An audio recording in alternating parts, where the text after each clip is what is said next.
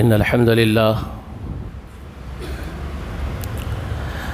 لله نحمده ونستعينه ونستغفره فنعوذ بالله من شرور أنفسنا ومن سيئات أعمالنا من يهديه الله فلا مضل له ومن يضلله فلا هادي له وأشهد أن لا إله إلا الله وحده لا شريك له وأشهد أن محمدا عبده ورسوله أرسله بالحق بشيرا ونظيرا وداعيا إلى الله بإذنه وسراجا منيرا أما بعد فإن خير الحديث كتاب الله وخير الهدي هدي محمد صلى الله عليه وآله وسلم وشر الأمور محدثاتها كل محدثة بدعة وكل بدعة ضلال وكل ضلالة في النار فأعوذ بالله السميع العليم من الشيطان الرجيم النبي أولى بالمؤمنين من أنفسهم وأزواجه أمهاتهم وأولو الأرحام بعضهم أولى ببعض في كتاب الله من المؤمنين والمهاجرين إلا أن تفعلوا إلى أوليائكم معروفا كان ذلك في كتاب الله مسطورا۔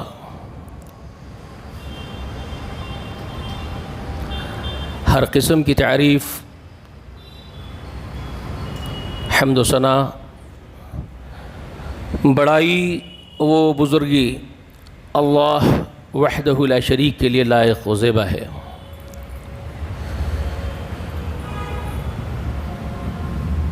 درود و سلام ہو تمام انبیاء و تمام مرسلین پر، اور خصوصاً اللہ کی انگنت رحمتیں و برکتیں ہوں نبی آخر الزماں ہمارے سردار محمد رسول اللہ صلی اللہ علیہ وآلہ وسلم پر۔ سلام ہو آپ کے اہل بیت پر، سلام ہو آپ کے تمام اصحاب پر، اور سلام ہو آپ کی اتباع کرنے والے صالحین پر۔ آج میں ایک ایسے موضوع پر بات کر رہا ہوں جو معاشرے کے اندر انتہائی ضروری میں اس کو سمجھتا ہوں۔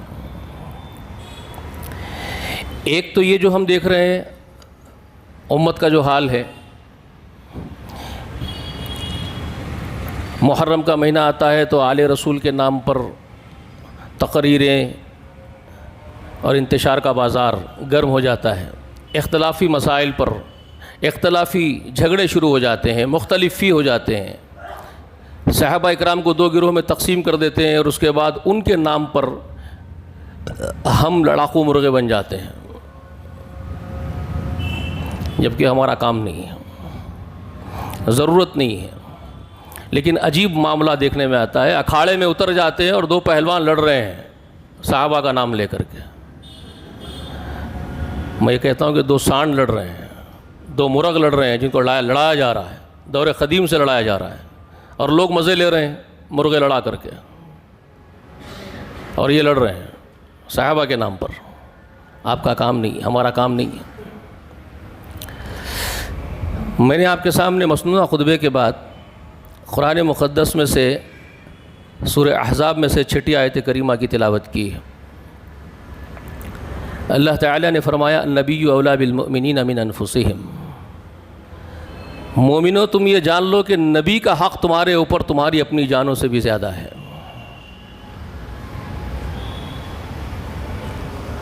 اس کے بعد فرمایا وَأَزْوَاجُهُ أُمَّهَاتُهُمْ، اور یہ بھی یاد رکھ لو کہ نبی کا مقام و مرتبہ تمہارے لیے، پوری امت کے لیے باپ کے قائم مقام ہے، اس لیے اس کی جو بیویاں ہیں اس نبی کی، جتنی ازواج ہیں نبی علیہ الصلوۃ والسلام کی ہماری امہات ہیں، تمام مومنوں کی وہ امہات ہے، وہ مائیں ہیں پوری امت کی، نبی علیہ الصلوۃ والسلام کی پوری امت کی مائیں ہیں ان کی بیویاں۔ یعنی جس طرح آپ اپنی ماں کا احترام کرتے ہیں، اپنی ماں کے ساتھ حسن سلوک رواں رکھتے ہیں، بلکہ اپنی ماؤں پر بھی آپ کو ترجیح دینا ہوگا، جس طرح اپنے ماں باپ پر نبی علیہ الصلوۃ والسلام کو آپ ترجیح دیتے ہیں۔ فدا کا امی و ابی، ابی و امی، صحابہ اکرام کے یہ الفاظ ہوا کرتے تھے۔ آپ تاریخ میں پڑھیں گے، صحابہ اکرام کی ہسٹری میں دیکھیں گے، احادیث کی کتب میں بھی دیکھیں گے، تو بے شمار مقامات پر صحابہ کے یہ جملے، یہ ورڈنگز آپ کو ملتے ہیں۔ نبی علیہ الصلوۃ والسلام سے مخاطب ہوتے وقت صحابہ یہ کہتے تھے فدا کا ابی و امی یا رسول اللہ، اے اللہ کے رسول میرے باپ اور میری ماں آپ پر فدا ہیں، میرے ماں باپ آپ پر فدا۔ یہ ہے عقیدہ صحابہ اکرام کا، اہل سنت والجماعت کا۔ اپنی جان ہی نہیں، اپنے ماں باپ، اپنے بچے، سب کچھ نبی علیہ الصلوۃ والسلام پر نچھاور ہے۔ یہ حق ہے نبی محمد رسول اللہ کا اس امت پر، کیونکہ وہ سچے خیر خواہ ہیں، اللہ کی طرف سے بھیجے گئے، اللہ کے اجدی ہے، اللہ کے پیغمبر ہے۔ وہ اپنی طرف سے کچھ نہیں بولتے، وہ جو کچھ بولتے ہیں وہ اللہ کی طرف سے ہوتا ہے، اور ان کا اپنا کوئی مفاد تم سے وابستہ نہیں ہے۔ وہ بے مفاد آپ کی رہبری و رہنمائی کرتے ہیں صرف اور صرف وحی کی بنیاد پر، اللہ کے حکم کی بنیاد پر، اللہ کی محبت میں وہ آپ سے محبت کرتے ہیں، کیونکہ آپ اللہ کی خلق ہو۔ نبی محبت اس لیے کرتا ہے اللہ کی خلق سے کہ یہ اللہ کی خلق ہے، اللہ کی مخلوق ہے، اللہ ان سے محبت کرتا ہے اپنی خلق سے۔ تو نبی اللہ کی محبت میں ڈوبا ہوا ہوتا ہے، جو اللہ کو پسند ہے وہ نبی کو پسند ہوتا ہے۔ جس طرح اللہ اپنی خلق سے محبت کرتا ہے، اللہ کے خاطر نبی اللہ کی خلق سے اپنی امت سے محبت کرتا ہے، اور وہ بے لوث محبت کرتا ہے، اس میں کوئی لالچ نہیں ہوتی ہے، وہ اپنے کچھ مفاد تم سے وابستہ نہیں رکھتا، اور وہ صرف خیر خواہی کرتا ہے۔ باقی رشتوں میں کچھ لالچیں، کچھ مفادات ہو سکتے ہیں، یہاں تک کہ عموماً یہ بھی دیکھا جاتا ہے کہ ماں اور باپ بھی اپنی اولاد سے کچھ امیدیں رکھتے ہیں، کچھ مفاد کے چلتے کچھ سلوک کر لیتے ہیں، کچھ امیدیں لگا کے بیٹھ جاتے ہیں کہ کچھ کام آئے گا، بڑا ہوگا تو سہارا بنے گا۔ ماں باپ بھی یہ امید لگاتے ہیں، نبی کسی قسم کی امید تم سے نہیں لگاتا، وہ بے لوث محبت کرتا ہے، اس لیے اس کا حق تمہارے ماں باپ پر بھی فوقیت رکھتا ہے، کیونکہ وہ اللہ کے حق میں شامل ہوتا ہے۔ نبی کا حق اللہ کے حق میں شامل ہوتا ہے۔ آپ اللہ کا حق ادا کرتے ہیں تو نبی کا بھی حق آپ پر اس لیے عائد ہوتا ہے کیونکہ وہ اللہ کا نمائندہ ہے، اللہ کا پیغمبر ہے۔ النبی اولیٰ بالمؤمنین من انفسہم، اسی لیے وہ حدیث آپ کو یاد ہونی چاہیے جو صحیحین میں ہے، بخاری اور مسلم میں ہے، متفق علیہ روایت ہے، سیدنا عمر فاروق رضی اللہ عنہ اس کے راوی ہے۔ کیا کہتے ہیں؟ رسول اللہ نے فرمایا لا یؤمن احدکم حتی احب الیہ من والدہ وولدہ والناس اجمعین، تم میں سے کوئی آدمی بھی، کوئی ایک بھی، لا یؤمن احدکم کہا، احدکم کوئی ایک بھی تم میں سے، لا یؤمن اس وقت تک مومن نہیں ہو سکتا ہے، کب تک؟ حتی اکون احب الیہ، جب تک کہ میں اس کے نزدیک محبوب نہ ہو جاؤں، من والدہ وولدہ والناس اجمعین، اس کے باپ سے، اس کے بیٹوں سے، اور تمام عزیز و اقارب سے، اور دنیاوی تمام اغراض و مقاصد سے، ہر چیز سے زیادہ، جب تک کہ میں اس کے نزدیک محبوب نہ بن جاتا ہوں، تم میں سے کوئی بھی اس وقت تک مومن کامل نہیں ہو سکتا ہے۔ اسی بنیاد پر کہا نبی علیہ الصلوۃ والسلام کچھ اپنی باتیں اور اپنا وقار، اپنے وجود کو، اپنی پرسنالٹی کو منوانے کے لیے بات نہیں بول رہے ہیں۔ نبی ایسے نہیں تھے کہ نبی خود اپنے آپ کو منوا لے رہے لوگوں سے کہ میں جب تک محبوب نہ بن جاؤں تم میں سے کوئی مومن نہیں ہوگا، تو نبی چاہ رہے ہیں کہ خود کی بڑائی ہو جائے، نہ، نبی وہی کہتا ہے جو اللہ فرماتا ہے، نبی اپنے طرف سے نہیں بولتے۔ اللہ نے یہاں یہ بات فرمائی سورہ احزاب میں، النبی اولیٰ بالمؤمنین من انفسہم، نبی مومنوں پر ان کی جانوں سے بھی افضل ہے، تب جا کر کے محمد رسول اللہ وہ بات ارشاد فرما رہے ہیں۔ سمجھ میں آ رہی ہے بات آپ کو؟ اللہ کی بات پر بات کر رہے ہیں۔ اسی طرح آپ سورہ نساء میں پڑھتے ہیں فَلَا وَرَبِّكَ لَا يُؤْمِنُونَ حَتَّى يُحَكِّمُوكَ فِي مَا شَجَرَ بَيْنَهُمْ ثُمَّ لَا يَجِدُوا فِي أَنفُسِهِمْ حَرَجًا مِّمَّا قَضَيْتَ وَيُسَلِّمُوا تَسْلِيمًا۔ 65ویں آیت کریمہ ہے سورہ نساء کی، اور یہ 6ویں آیت کریمہ سورہ احزاب کی، اور وہ 65ویں آیت کریمہ سورہ نساء میں اللہ کا فرمان یہ ہے کہ تمہارے رب کی قسم ہے محمد، تم ان لوگوں میں سے کوئی بھی اس وقت تک مومن ہو ہی نہیں سکتا ہے جب تک کہ آپ کو اپنے باہمی تمام مسائل میں حاکم نہ مان لیتے ہوں۔ ان کے اپنے باہمی تمام اختلافات میں، تمام مسائل میں، تمام معاملات میں جب تک کہ محمد یہ آپ کو حاکم تسلیم نہیں کریں گے، ان میں سے کوئی اس وقت تک مومن نہیں ہو سکتا ہے۔ اور نبی جو فیصلہ کرتے ہیں وہ حق بجانب فیصلہ کرتے ہیں، وہ اپنے اور پرائے نہیں دیکھتے۔ نبی اپنا اور پرایا نہیں دیکھتے ہیں، نبی صرف فیصلہ کرتے ہیں جو حق پر ہوتا ہے۔ جس طرح وہ مسئلہ آ گیا تھا مدینہ کا انصاری کا ایک اور زبیر رضی اللہ تعالیٰ عنہ کا۔ زبیر کا باغ اوپر تھا، انصاری کا باغ نیچے تھا، پانی اوپر سے آتا تھا نیچے اترتا تھا۔ ظاہر بات ہے، لاجک مجھے بتائیے، جب پانی اوپر سے اترتا ہے تو رفتار سے اترتا ہے اور نیچے آتا ہے تو ٹھہر جاتا ہے۔ ہو یہ رہا تھا کہ حضرت زبیر اوپر کٹا باندھ لیتے تھوڑی دیر کے لیے اپنے باغ کو پانی دینے کے لیے، کیونکہ پانی روکنا ضروری ہے، وہ رفتار سے اتر جاتا ہے۔ اس کو تھوڑی دیر روک کر کے اپنے باغ کو سیراب کرتے اور پھر کٹا کھول دیتے تھے، پھر نیچے والا آرام سے اپنے باغوں کو سیراب کرتا رہتا تھا۔ لیکن ان کا کٹا بننا وہ نیچے والے کو پسند نہیں تھا۔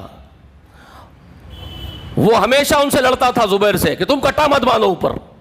وہ کہتے اگر میں کٹا نہیں باندھوں میرے باغ سب سوکھ جائیں گے، پانی ٹھہرتا ہی نہیں اوپر، نیچے بھاگ جاتا ہے پانی، تو میرا باغ سوکھ جائے گا نا بھائی میرے۔ تو کہتا مجھے کچھ نہیں معلوم، آپ کٹا نہیں باندھنا۔ تو رسول اللہ کے پاس جب فیصلہ لے کر کے دونوں پہنچ گئے تو رسول اللہ نے کہا بات زبیر کی درست ہے، پانی وہاں نہیں ٹھہرتا ہے بھائی، وہ نیچے آ جاتا ہے۔ وہ کٹا باندھ کے اپنے باغ کو سیراب کرے گا تو اس کے باغ زندہ رہیں گے، ورنہ اس کا باغ سوکھ کے مر جائے گا۔ تمہارے لیے تو آسانی ہے، نیچے آ کے پانی رک جاتا ہے، تم آرام سے سیراب کر لو۔ اس پر اس انصاری نے اختلاف کیا کہ نبی علیہ الصلوۃ والسلام نے اپنا ہے زبیر، ان کا اپنا ہے، اس لیے فیصلہ اس کے حق میں سنا دیا۔ زبیر ان کا رشتہ دار ہے، اس لیے رسول اللہ نے ایسی بات کہہ دی۔ ہم پرائے ہیں نا، اس لیے ہمارے خلاف بول دیے، یہ اس نے بات کہہ دی اپنی زبان سے۔ تب اللہ تبارک و تعالیٰ نے سورہ نساء کی آیت نازل کی کہ تم میں سے، اللہ کی قسم اللہ فرماتے ہیں، تمہارے رب کی قسم ہے محمد، کوئی مومن نہیں ہے جب تک کہ آپ کے فیصلے کو سر تسلیم خم نہ کرے۔ مومن ہو ہی نہیں سکتا ہے وہ آدمی، یہ نبی کا معاملہ ہے۔ آج بھی لوگ ایسے ہیں جو سچائی کے فیصلوں سے اس لیے بھاگتے ہیں کیونکہ ان کے اپنے مفادات اس سے وابستہ ہوتے ہیں۔ کوئی اگر بیچ میں منصف فیصلہ کرنے والا آ کے کھڑا ہو جائے اور حق بجانب فیصلہ کرے تو وہ حق بجانب فیصلے کو اس لیے نہیں سنتے کیونکہ ان کا اپنا مفاد اس سے وابستہ ہوتا ہے۔ وہ اپنی خواہش چاہتے ہیں کہ میری خواہش پوری ہو جائے، چاہے بازو والا بھاڑ میں جائے۔ یہ درست نہیں ہے۔ آدمی کو حق بجانب اور پازیٹیوٹی رکھنی چاہیے اپنے اندر، حق شناس ہونا چاہیے آدمی۔ خیر، دوسری طرف ایک بات بتا دوں، نبی علیہ الصلوۃ والسلام کی ازواج کو امت کی مائیں قرار دیا گیا۔ کیا حضرت عائشہ رضی اللہ عنہا رسول اللہ کی زوج محترمہ نہیں ہے؟ جی، حضرت عائشہ رسول اللہ کی بیوی نہیں ہے؟ حضرت حفصہ نہیں ہے؟ تم کیسے رسول اللہ کی امتی ہو سکتے ہو؟ کیسے تم نبی صلی اللہ علیہ وسلم کو اپنی جانوں سے افضل ماننے کے لیے تیار ہو سکتے ہو جب تم نبی کی بیویوں پر لعن طعن کرتے ہو؟ جبکہ قرآن کہتا ہے نبی کی بیویاں تمہاری مائیں ہیں، اور تم نہیں جھجکتے نبی کی بیوی پر لعن طعن کرنے سے۔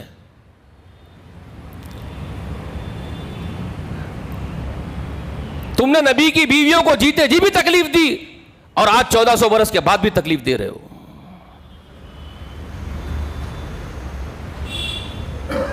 سوچو کس عقیدے پر ہیں لوگ، کیا کر رہے ہیں لوگ؟ جو حضرت عائشہ کو طعن کرے، ان پر لعن کرے، اس کا کیا حشر ہوگا؟ سیدنا علی رضی اللہ تعالی عنہ جنگ جمل سے پہلے کانپ رہے تھے اور بار بار پیغام بھیج رہے تھے، بڑے بڑے صحابہ کو بھیج رہے تھے، ہماری ماں سے کہہ دو لشکر لے کے واپس چلے جائے۔ اللہ کی قسم علی میں ہمت نہیں ہے کہ وہ اپنی ماں سے مقابلہ کرے گا۔ اور یہ ظالم یہ کہتے ہیں کہ رسول اللہ نے علی کو اس بات کا حق دے دیا تھا کہ وہ میری بیویوں کو جب چاہے طلاق دے دے میرے مرنے کے بعد۔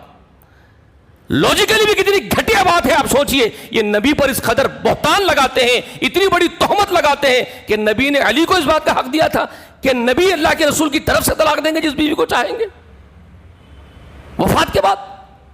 کتنی گھٹیا, آپ بتائیے کتنی گھٹیا, انسانیت کے خلاف بات کر رہے ہیں اور قرآن کے خلاف بول رہے ہیں.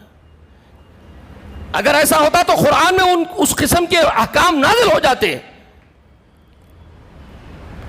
قرآن جب قیامت تک باقی رہنے والی کتاب, اللہ کا قانون ہے, اس میں اللہ نے کہہ دیا کہ نبی کی تمام بیویاں امت کی مائیں ہیں, وہ قیامت تک کے لیے ہے.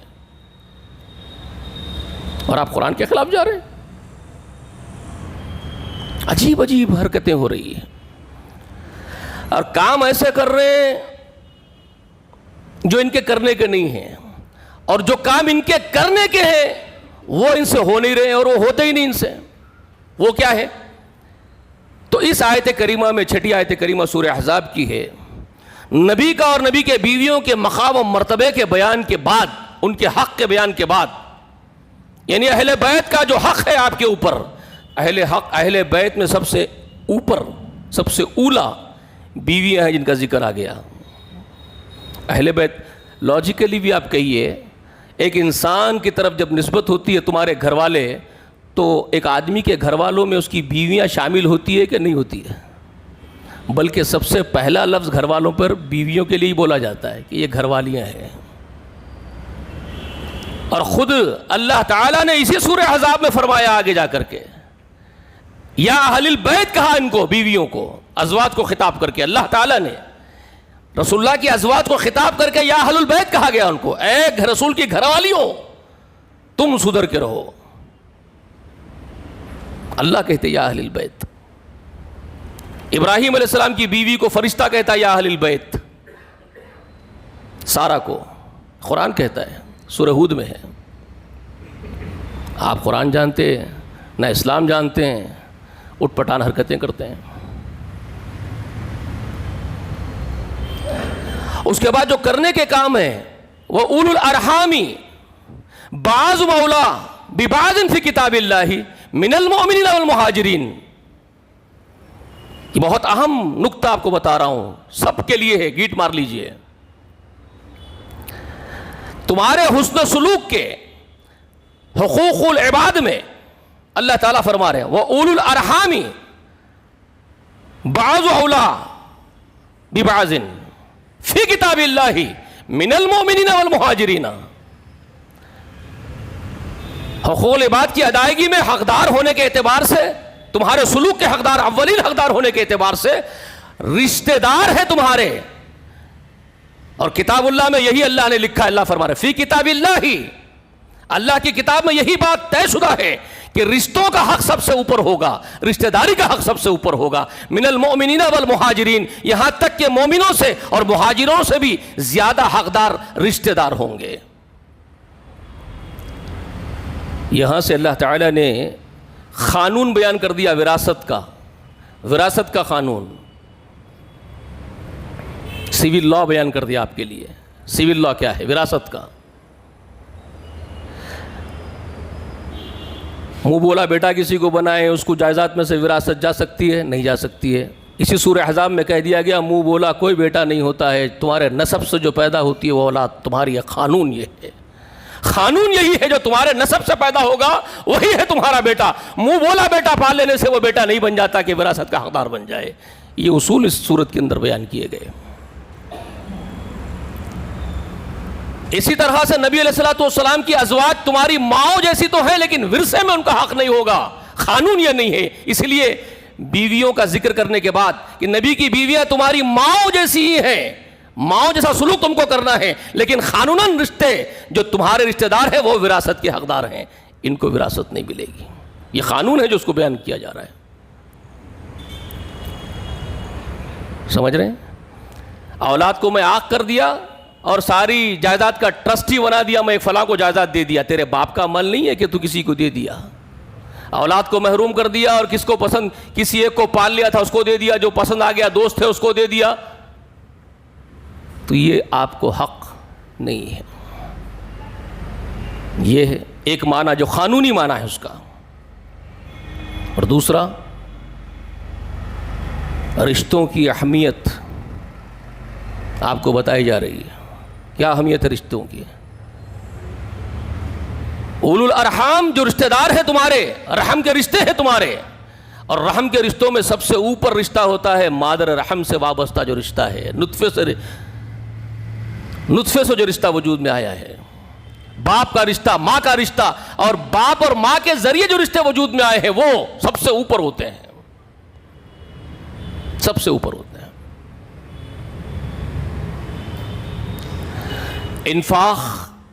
انفاق کے بارے میں جانتے ہیں؟ انفاق کیا چیز ہے؟ جو آپ انفاق کرتے ہیں، اللہ کی راہ میں خرچ کرتے ہیں. جو آج کا ایک ڈھونگ چل رہا ہے نا، آج کی ایک ریاکاری چل رہی ہے، برا نہیں ماننا، ایک عجیب ڈھونگ چل رہا ہے انفاق کے نام پر. انفاق کو جانتے ہیں کیا؟ انفاق سب سے پہلی چیز یہ جان لیجئے، جس طرح نماز آپ پر فرض ہے، ایک قسم کا انفاق بھی آپ پر فرض ہوتا ہے. وہ کون سا ہے؟ وہ کون سا ہے؟ اس کا علم حاصل کرے کبھی. قرآن نے اپنا انٹروڈکشن کرواتے ہوئے شروع میں ہی، بگننگ میں ہی اپنا انٹروڈیوس کرواتے ہوئے کہہ دیا ذالک الکتاب لا ریب فیہ ھدی للمتقین الذین یؤمنون بالغیب ویقیمون الصلاۃ ومما رزقناہم ینفقون.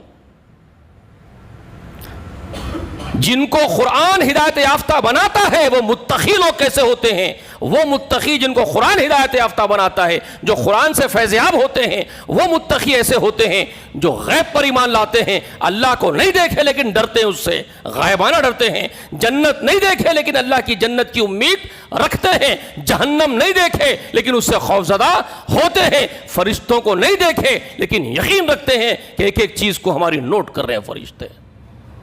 ایمان بالغیب ان کے اندر ہے، اور وہ نماز کو قائم کرتے ہیں، اور جو روزی ہم نے ان کو دی اس میں سے انفاق کرتے ہیں. جس طرح نماز کا قائم کرنا فرض ہے، اس طرح ایک قسم کا انفاق آپ پر فرض ہے.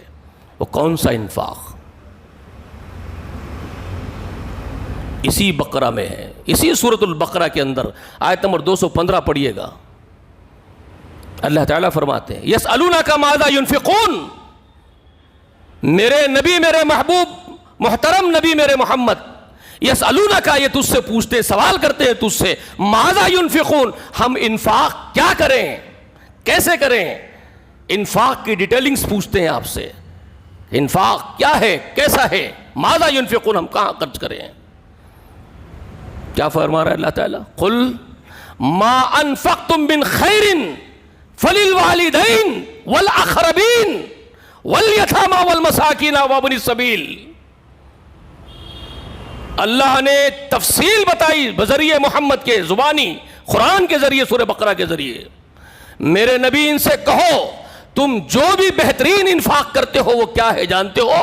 تمہارا بہترین انفاق یہ ہے جو تم اپنے والدین پر خرچ کرتے ہو اور قرابت داروں پر، رشتہ داروں پر خرچ کرتے ہو. اس کے بعد یتامى، مساکین وابن السبیل کا ذکر آیا، مسافر. اور اس کے بعد کنٹینیویشن رہتا ہے قرآن میں، تفصیل اسی چیپٹر کے اندر آگے جا کے فرماتے ہیں آیت نمبر 219 میں یسألونک ماذا ينفقون، پوچھتے ہیں کہاں خرچ کریں، کیسے خرچ کریں. قل العفو، قل العفو، کہہ دے میرے نبی جو تمہاری حاجتوں سے زیادہ ہے وہ خرچ کرو، جو تمہاری ضرورتوں سے، تمہاری حاجتوں سے بڑھ کے تمہارے پاس موجود ہو وہ کرو خرچ. اور کس پر کرو؟ سب سے پہلے تمہارے انفاق کے حقدار، ان پر خرچ کرنا فرض ہے تمہارا، وہ والدین ہیں. کیوں بھائی؟ یہاں اللہ تعالیٰ نے بیوی کا نام، بچوں کا نام ہی نہیں لیا، سیدھے والدین کا نام لیا. کیوں؟ کبھی غور کرے قرآن پر؟ قرآن پر کبھی غور کرے؟ میں پسند کرتا ہوں کہ میری بات کو انٹلیکچوئلز ذرا دھیان سے سنا کریں. عوام الناس سے مجھے توقع رہی نہیں، اس لیے میں اکساہٹ میرے اندر ایک قسم کی پیدا ہو گئی ہے. وہ غالب کا شعر بار بار میرے دماغ میں گھومتا ہے، کوئی امید بر نہیں آتی، کوئی صورت نظر نہیں آتی، موت کا ایک دن معین ہے، نیند کیوں رات بھر نہیں آتی، پہلے آتی تھی حال دل پہ ہنسی، اب کسی بات پر نہیں آتی. جیسے غالب نے کہا جب توقع ہی اڑ گئی غالب کیوں کسی کا گلہ کرے کوئی. کم سے کم انٹلیکچوئلز میری بات کو سمجھے. کیوں بیوی اور بچوں کے نام کو لیے بغیر سیدھے فَلِلْوَالِدَيْنِ وَالْأَقْرَبِينَ کہا؟ کبھی غور کیا آپ نے؟ میں بتاتا ہوں آپ کو، سنو. بیویوں پر بچوں پر خرچ کرنا تو قانون تکوینی کا تقاضا ہے جو آپ کرتے ہی ہو. قانون تکوینی کس کو کہتے جانتے ہیں؟ قانون تکوینی کا کیا مطلب ہے؟ اللہ کے قانون کی، اللہ کے احکام کی دو قسمیں ہیں، ایک تکوینی ہے اور ایک شرعی ہے. ٹھیک ہے؟ یہاں جو حکم شرعی آیا ہے ماں باپ کے لیے، شریعت کا حکم یہ ہے کہ تمہارے انفاق ماں باپ پر پہلے ہوں، یہ شرعی قانون ہے. تکوینی قانون یہ ہے کہ بچوں کا ذکر کرنے کی ضرورت ہی نہیں ہے، وہ تو نیچر ہے، nature. That is a nature. ایک مرغی پنجوں سے زمین کھود کے کیڑے نکالتی ہے، کوں کوں کر کے اپنے بچوں کو پہلے بلا کے کھلا دیتی ہے. اس کے لیے بولنے کی ضرورت نہیں ہے، وہ فطرت ہے، وہ فطرت ہے، وہ نیچر ہے. بچوں کو کھلانا، پرندے اپنے گھونسلے میں انڈوں میں سے نکلنے والے بچوں کو دور دور جا کر کے کیڑے مکوڑے اٹھا کے لا کے ان کے منہ میں دانا ڈالتے ہیں. بچوں کو کھلانا فطرت ہے، تم کھلاؤ گے، وہ نیچر ہے. کبھی کسی مرغی کو دیکھا ہے؟ کسی چوزے کو مرغی کے، جس مرغی نے پنجوں سے کھود کھود کے اپنے بچوں کو دانا دیا تھا کھانے کے لیے، وہ چوزے بڑے ہو کے پنجوں سے کھود کھود کے اپنے ماں باپ کو بلا کے کھلا رہے ہو؟ کبھی دیکھا ہے؟ وہ چوزے جو گھونسلوں میں سے اڑ گئے، وہ پھر دانا لا کے اپنے بوڑھے ماں باپ کے منہ میں ڈال رہے ہو؟ کبھی دیکھا ہے؟ دیکھا ہے کبھی؟ وہ اپنے بچوں کو کھلائیں گے، اپنے چوزوں کو کھلائیں گے. انسان تم کو بنایا تمام مخلوق سے اسی لیے جدا کیا کہ تمہارے اندر روحانیت کو رکھا گیا ہے، عقل سلیم سے نوازا گیا ہے، اشرف المخلوق بنایا گیا ہے، اچھے اور برے کی تمیز دی گئی ہے. یہی تمہارا امتحان ہے کہ تم اپنے بچوں کو تو کرتے تو فطرت ہے، بنایا ہوا نیچر ہے، ماں باپ پر خرچ کرنا ہے تمہارا امتحان ہے. انہوں نے اپنا سب کچھ تم پر لٹایا ہے، انہوں نے اپنا سب کچھ تم پر لٹایا ہے. اب تمہاری باری ہے کہ تم اپنا سب کچھ ان پر لٹاؤ. یہ تمہاری باری ہے، اب تمہاری باری ہے. اس لیے وہ فرض ہے. سمجھ میں آئی بات آپ کو؟ رسول اللہ کی وہ بات یاد ہے؟ ایک صحابی آیا، مومن صحابی، اور اپنے باپ کی شکایت کر دیا. رسول اللہ میرا باپ مشرک ہے، کافر ہے، ایمان نہیں لایا ہے، اور اس کی شکایت کر رہے ہیں کہ وہ بڑا شقی القلب آدمی، مجھے گالی گلوچ کرتا ہے، میرا مال مجھ سے چھین لیتا ہے. رسول اللہ نے کہا اس کے باپ کو بلاؤ، بوڑھے کو. جب اس کے پاس پیغام چلے گیا رسول اللہ کا کہ رسول اللہ تجھے طلب کر رہے ہیں، اپنی بارگاہ میں بلا رہے ہیں، تو وہ دلی دل میں کڑتا ہوا راستہ تمام اپنے بیٹے کے اوپر اونٹتا ہوا آ رہا ہے. دل میں بول لے رہا ہے وہ، تو بچہ تھا رے، تیرے اوپر اپنی جوانی پوری قربان کر دیا.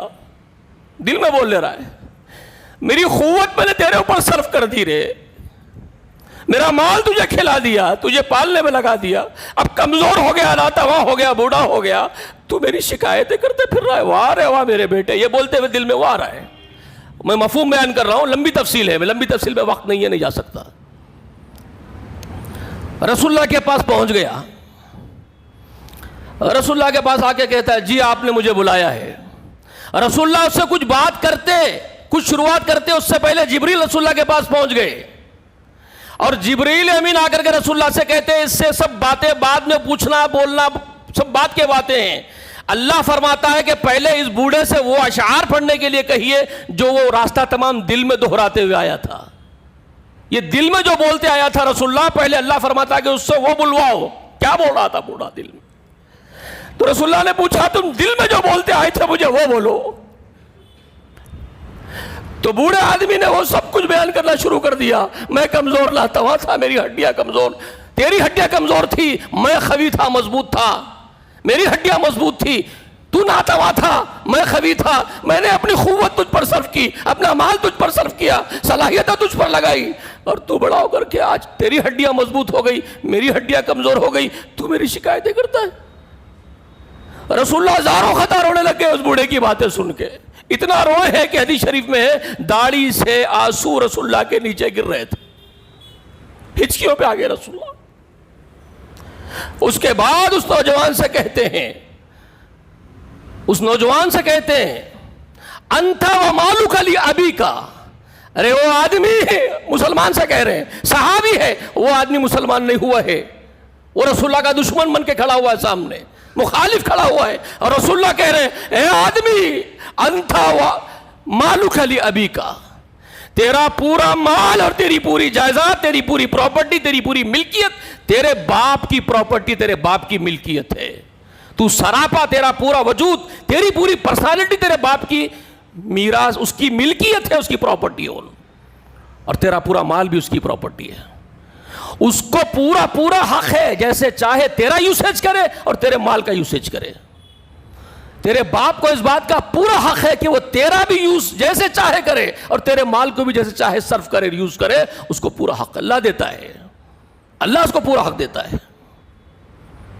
یہ ہے اسلامی تعلیمات اور یہ اسلام ہے۔ آپ اپنے باپ کے ساتھ سلوک کرنے تیار نہیں ہیں، اپنی ماں کے ساتھ وہ سلوک کرنے تیار نہیں ہیں، اور آپ فیصلے کرنے جا رہے ہیں سیدنا علی کے، معاویہ کے، حسین کے، یزید کے۔ ارے تمہاری اوقات سے اتنی اوپر اٹھ کے کیوں حرکتیں کرتے ہو جی؟ اور تم انفاق کیا سمجھتے ہو بھائی؟ تمہارے پاس انفاق کا کانسیپٹ کیا ہے؟ ہاں، میڈم گاڑی میں بیٹھ کے جا رہے ہیں، کالی کانچیں لگی ہوئی ہے میڈم کی، ہاتھ میں پرس رکھا ہوا ہوتا ہے، میں دیکھتا ہوں، اسی معاشرے کا آدمی ہوں نا، سگنل پہ مانگنے والے بھکاری آئے تو 10 روپے 20 روپے 50 روپے 100 روپے ہاتھ میں لگا دے کے میڈم اتنا اتراتے ہیں کہ ان سے بڑا سخی کوئی نہیں ہے۔ بھائی صاحب جو ہے وائٹ کپڑے پہنے ہوئے، کالی گلاس لگائے ہوئے، کانخواں، وائٹ کالر کرمنلز کہتے ہیں ایسے لوگوں کو، لیکن یہ اپنے آپ کو بہت کانخواں سمجھتے ہیں۔ وائٹ کالر کرمنلز کی اصطلاح شاید آپ لوگوں کو نہیں معلوم ہے، جو کالی گاڑیاں پسند کرتے ہیں اور سفید کپڑے پسند کرتے ہیں جی، اور 150 روپے کسی کے ہاتھ کو لگا دیا، 500 1000 روپے کسی کے ہاتھ کو لگا دیے تو حاتم طائی کی خبر کو لات مار دیا، ان سے بڑا کوئی سخی دنیا میں نہیں ہے جی۔ لیکن اگر کوئی سگا بھائی غریب ہے تو ان کی دہلیز پہ آنے کا پرمیشن نہیں، غریب بھائی ان کے دروازے پر نہیں آ سکتا، اس کو پرمیشن نہیں ہے، اور غریب بھائی کے دروازے پر اس کا حال چال پوچھنے کے لیے جانا ان کی شان کے خلاف ہے، یہ اس کے دروازے پہ قدم نہیں رکھتے ہیں، اور یہ حاتم طائی کی اولاد ہے، یہ انفاق کرنے والے ہیں جی۔ جبکہ قرآن کہتا ہے خرابت دار پہلے حقدار ہے ماں باپ کے بعد، اولو الارحام کتاب اللہ میں لکھا ہوا، اللہ فرما رہے اولو الارحام سب سے اوپر ہے، بعض اولیاء ببعض فی کتاب اللہ من المؤمنین والمہاجرین، بھول گئے؟ یہ نہیں معلوم کسی کو؟ میڈم صدقے باہر کرتے پھر رہے ہیں، ارے وہ فقیروں کو دینا کوئی تمہارا انفاق نہیں ہے جاہلو۔ یہ جو بھیک مانگتے ہو فقیر، جو بھکاری ہوتے ہیں نا راستے کے بھکاری، یہ تو اپنی زندگی کی آئیڈیالوجی بنا لیے ہیں، وہ بھیک مانگ کے جینا، محنت کرنے کی ضرورت نہیں ہے، ایزی پرووائڈ منی ہے، سگنل پہ کھڑے ہو جاؤ، بھیک مانگو، کھاؤ پیو، عیش کرو۔ رسول اللہ نے کیا کہا جانتے ہیں ان بھکاریوں کے بارے میں؟ جو قوت ہوتے ہوئے، استطاعت ہوتے ہوئے بھی بھیک مانگتے ہیں۔ کل ہی میرے بھائی مجھ سے بات کر رہے تھے، حدیث شریف میں رسول اللہ نے ان کو کہا قیامت کے دن کوڑیوں کی بیمار بن کر کے اٹھیں گے جن کا گوشت جھڑ رہا ہوگا ہڈیوں سے، ناپسندیدہ عمل ہے، اللہ اس کے رسول نے پسند نہیں کیا اس کو، بھیک مانگ کے جینے کو، اور آپ یہ بھکاری کو 150 لگا کے حاتم طائی کی خبر کو لات مار رہے ہو۔ تو یہ دل کے بہلانے کے لیے غالب یہ خیال اچھا ہے کا مترادف ہے، یہ سمجھے آپ؟ ہم کو معلوم ہے جنت کی حقیقت، پر دل کے بہلانے کو غالب یہ خیال اچھا ہے جو کہہ رہا تھا نا، وہ حال ہے تمہارا۔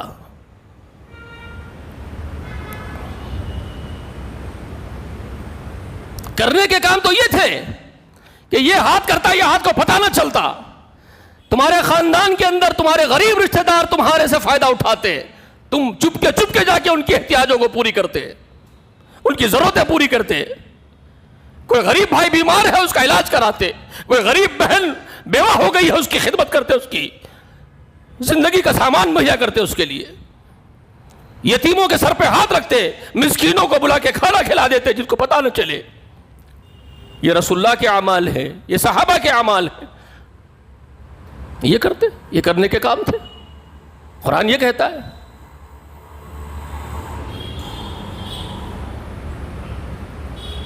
ہم مسجدوں میں چندے دے کے خوش ہو جاتے ہیں، اور وہ بھی چندہ کب دیتے جانتے ہیں؟ امام صاحب کو سب کے سامنے بولیں گے میرے طرف سے 500 روپے لکھ لیجئے، بڑے خوش. یعنی پوری مسجد کو پتا چل جائے کہ صاحب 500 روپے دیے، امام کو پکار کے بول دیے 500 روپے میری طرف سے لکھ لیجئے، آپ 1000 روپے میری طرف سے لکھ لیجئے. آپ اعلان ہو گیا آپ کا، آپ بڑے خوش ہو گئے، ساری دنیا جان گئی. اور کیا چاہیے؟ آپ کو خالق کی کب پرواہ ہے جی؟ یہ تو معاشرہ ہے بھائی. اور یہ 2 کوڑی کے لوگ فیصلے کر رہے ہیں حسین بن علی کے رضی اللہ تعالی عنہما کے. دونوں طرف کے مرغوں سے کہہ رہا ہوں میں. ایک بدبخت قسم کے لوگ ہیں جو پورے بنو امیہ کو جہنم میں ابھی ڈال دیں ان کا بس چلے تو. ان کا اگر بس چلے نا، سارے بنو امیہ کو اٹھا کے جہنم میں پھینک دیں اللہ اگر ان کے ہاتھ میں دے دیا تو. یہاں تک کہ عثمان ابن عفان کو بھی نہیں چھوڑیں گے یہ لوگ. ہاں، یہ لوگ عثمان ابن عفان کو بھی نہیں چھوڑیں گے. ابھی کرتے ہیں بھائی کلام ان کے اوپر. ابھی حضرت عثمان حکم کو نہیں بلا لیے تھے کیا واپس؟ مروان کو بیٹی نہیں دے دیے تھے کیا؟ عثمان نہیں کرے تھے کہ اپنے اپنے لوگوں کو لا کے اپوائنٹ؟ سمجھ میں آ رہی ہے باتیں آپ کو؟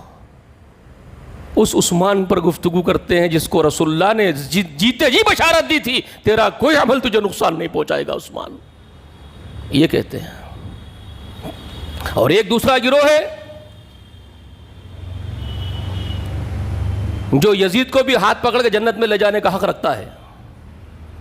ہاں بھائی، ان کو اگر اتھارٹی دے دیے نا تو یہ مروان کو بھی جنت میں لے جائیں گے، حکم کو بھی جنت میں لے جائیں گے، یزید کو بھی پکڑ لے کے گلے میں ڈال لے کے جائیں گے جنت میں. یہ ہے ان کا حال، یہ ملت کا. یہ مرغے ہیں. تمہارا کام ہی نہیں ہے رے بابا. اللہ کی کرسی پر اللہ بیٹھا ہوا ہے، جج وہ ہے، فیصلہ وہ کرے گا. اللہ نے کب کہا میں کرسی سے اتر جا رہا ہوں تم بیٹھ کے فیصلے کرو؟ بولو بھائی. تم کو تو یہ لگا ہے نا ماں باپ کے ساتھ سلوک کرنا، بھائی بہنوں کے ساتھ سلوک کرنا، رشتہ داروں کے ساتھ سلوک کرنا، پڑوسی کے ساتھ سلوک کرنا، یتیموں کے ساتھ سلوک کرنا، یہ تم سے ہو رہے کام نہیں، یہ نہیں کریں گے. تو چند قرآنی مقامات، قرآن کو اصل میں بہت ڈیپتھ میں جا کے سمجھنا ہے. قرآن کو سمجھنے کی کوشش کیجئے. اللہ سے میری دعا ہے سننے سے زیادہ عمل کرنے کی توفیق دے، مجھے کہنے سے زیادہ عمل کرنے کی توفیق دے. اللہ ہم سب کو عاملین قرآن و سنہ بنا دے حقیقی معنوں میں، جو اللہ چاہتا ہے. اللہ ہر قسم کی فتنے سے ہماری حفاظت فرمائے. آمین. وآخر دعوانا ان الحمد للہ رب العالمین.